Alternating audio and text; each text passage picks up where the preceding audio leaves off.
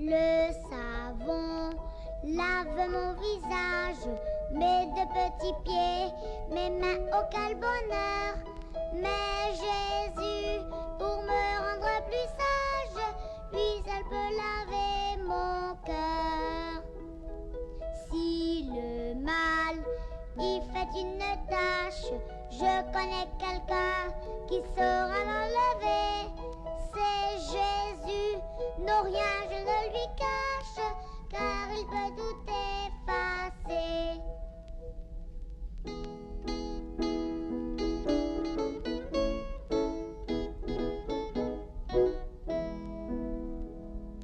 Le savon lave mon visage, mes deux petits pieds, mes mains, oh quel bonheur.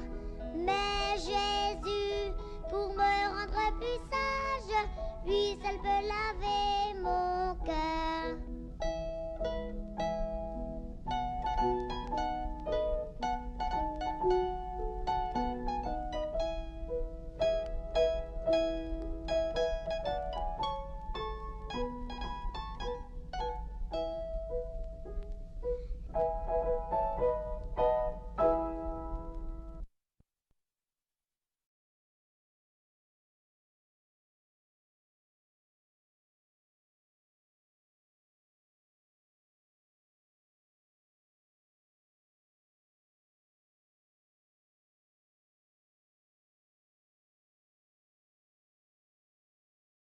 Bonjour les amis, nous sommes heureux de vous accueillir à notre école du sabbat. Bienvenue à tous.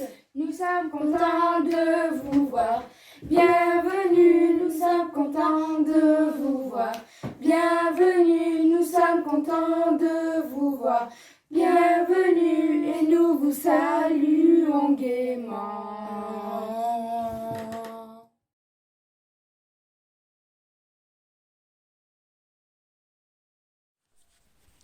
Après cette très chaleureuse bienvenue, je vous invite à joindre vos mains et à fermer les yeux afin de prier ensemble.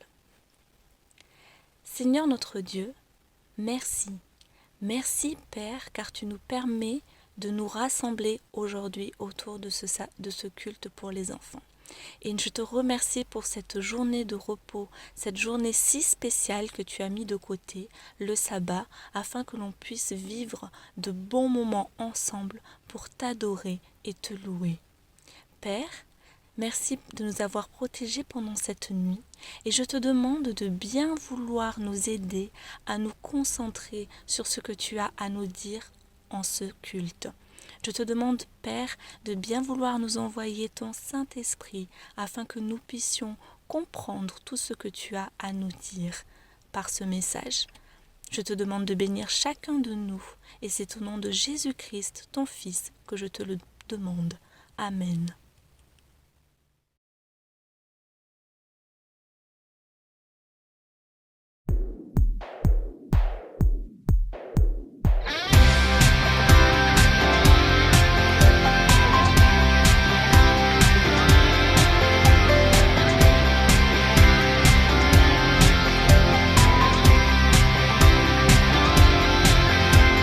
Si j'étais un papillon avec mes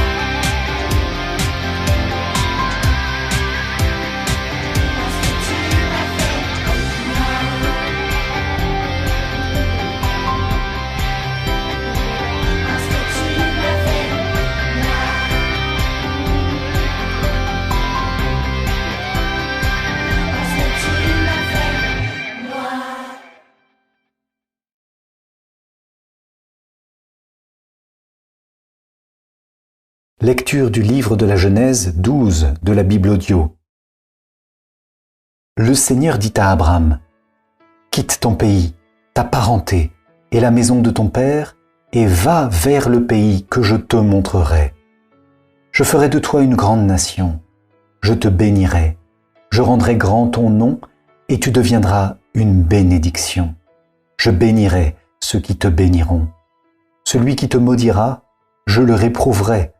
En toi seront bénies toutes les familles de la terre. » Abraham s'en alla, comme le Seigneur le lui avait dit, et Lot s'en alla avec lui.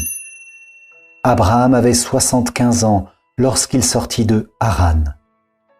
Il prit sa femme Saraï, son neveu Lot, tous les biens qu'ils avaient acquis et les personnes dont ils s'étaient entourés à Haran. Ils se mirent en route pour Canaan et ils arrivèrent dans ce pays. Abraham traversa le pays jusqu'au lieu nommé Sichem, au chêne de Morée. Les Cananéens étaient alors dans le pays. Le Seigneur apparut à Abraham et dit, « À ta descendance, je donnerai ce pays. » Et là, Abraham bâtit un autel au Seigneur qui lui était apparu. De là, il se rendit dans la montagne, à l'est de Béthel, et il planta sa tente, ayant Béthel à l'ouest et Haï à l'est. Là, il bâtit un autel au Seigneur, et il invoqua le nom du Seigneur. Puis, de campement en campement, Abraham s'en alla vers le Néguev. Il y eut une famine dans le pays, et Abraham descendit en Égypte pour y séjourner, car la famine accablait son pays. Quand il fut sur le point d'entrer en Égypte, il dit à Saraï, sa femme, « Vois-tu, je le sais, toi tu es une femme belle à regarder. Quand les Égyptiens te verront, ils diront, « C'est sa femme », et ils me tueront, tandis que toi, ils te laisseront vivre. S'il te plaît, dis que tu es ma sœur. Alors, à cause de toi, ils me traiteront bien, et grâce à toi, je resterai en vie. » En effet, quand Abraham arriva en Égypte, les Égyptiens virent la femme et la trouvèrent très belle. Les officiers de Pharaon la virent, chantèrent ses louanges à Pharaon, et elle fut emmenée au palais. À cause d'elle, on traita bien Abraham, qui reçut petit et gros bétail, ânes, esclaves et servantes, ânesses et chameaux. Mais le Seigneur frappa de grandes plaies Pharaon et sa maison à cause de Saraï, la femme d'Abraham. Pharaon convoqua Abraham et lui dit, « Que m'as-tu fait là? Pourquoi ne m'as-tu pas fait savoir qu'elle était ta femme? Pourquoi as-tu dit, c'est ma sœur? Aussi je l'ai prise pour femme. Maintenant voici ta femme, prends-la et va-t'en. » Pharaon donna ordre à ses gens de le renvoyer, lui, sa femme et tout ce qu'il possédait.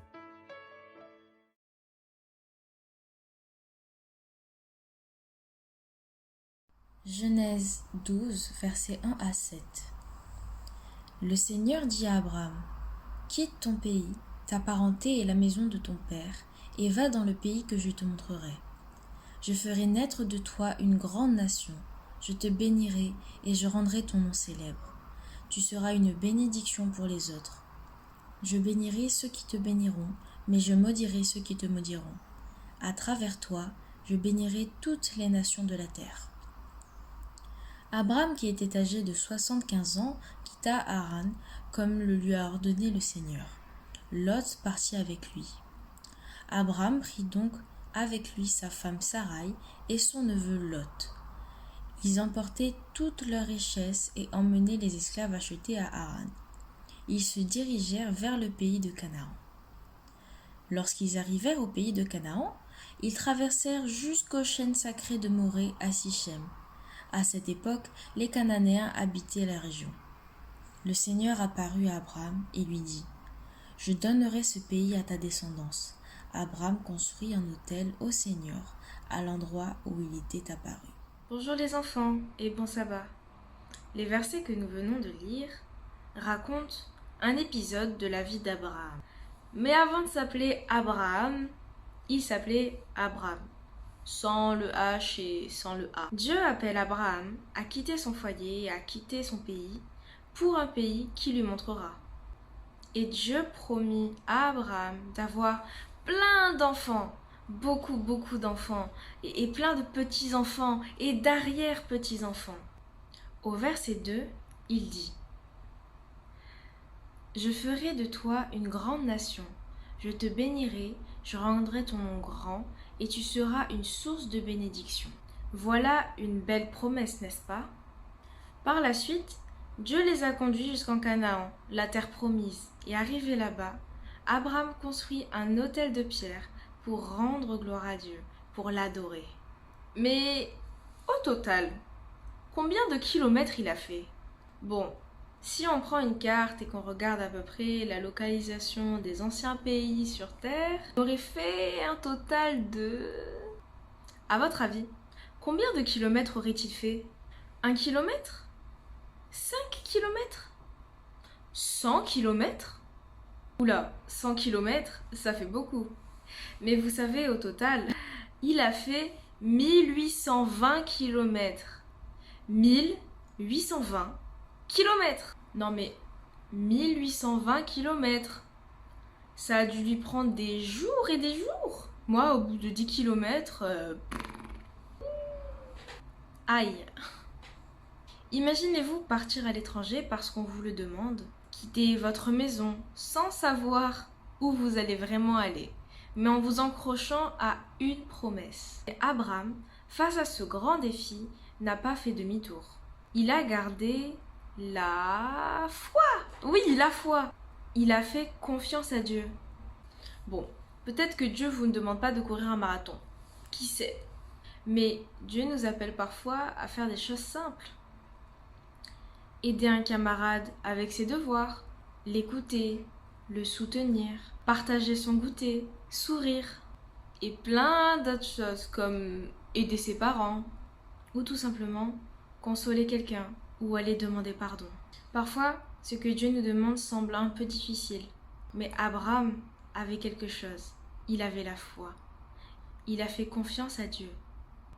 Et même si on ne sait pas toujours où on va, où on met le pied, Dieu nous guide, Dieu nous donne une mission. Dans l'histoire d'Abraham, il est appelé à aller dans un pays qu'il ne connaît pas. Nous sommes parfois appelés à faire des choses simples. Mais quoi que ce soit, faites confiance à Dieu.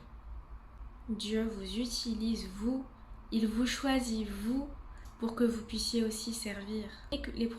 Alors n'oublie jamais les promesses que Dieu t'a faites. Il y en a plein dans la Bible. Et soyez à l'écoute, car Dieu t'appelle toi pour le servir. Je vous propose de retenir ce verset qui se trouve dans Ésaïe 6, verset 8. J'entendis la voix du Seigneur disant: Qui enverrai-je et qui marchera pour nous? Je répondis: Me voici, envoie-moi. Voilà, j'espère que cette histoire t'a donné du courage et de la motivation pour écouter Dieu et être à son service. Ah, et servir Dieu, c'est aussi rendre service aux autres. Bon sabbat!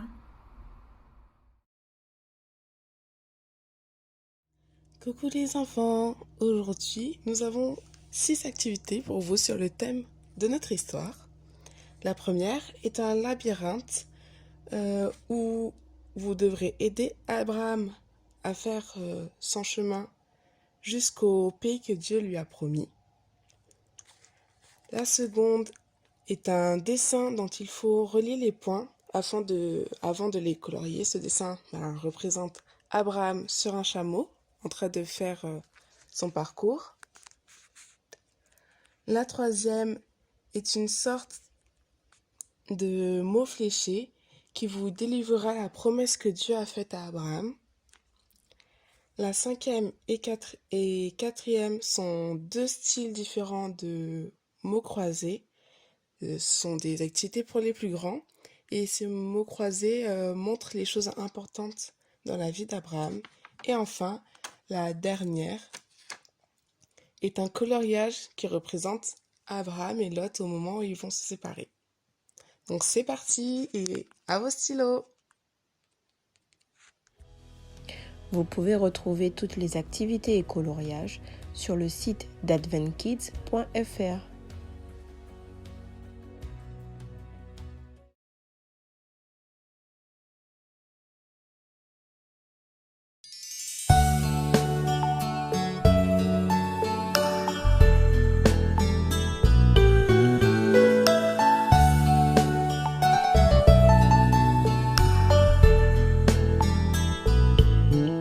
Le Seigneur m'aime, bonheur suprême. Le Seigneur m'aime, il est amour. Je redirai toujours le Seigneur m'aime. Le Seigneur m'aime, il est amour. À toi la gloire et la victoire. À toi la gloire, agneau de Dieu. Je redirai toujours le Seigneur m'aime. Le Seigneur m'aime, il est amour. Quand parfois mon corps est dans la peine, je vais lui parler, il sait me consoler. Le Seigneur m'aime, bonheur suprême. Le Seigneur m'aime, il est amour. Je redirai toujours le Seigneur m'aime. Le Seigneur m'aime, il est amour. À toi la gloire et la victoire. À toi la gloire, agneau de Dieu. Je redirai toujours le Seigneur m'aime. Le Seigneur m'aime, il est amour. Non, rien ne pourra nous séparer de ce Seigneur dont il nous a aimés.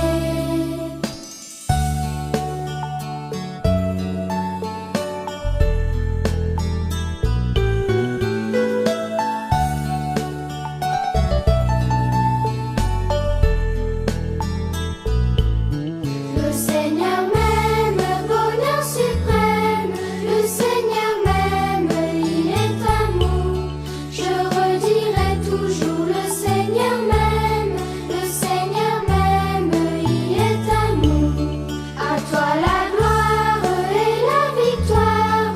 À toi la gloire, agneau de Dieu. Je redirai toujours le Seigneur m'aime. Le Seigneur m'aime, il est amour. Le Seigneur m'aime, il est amour.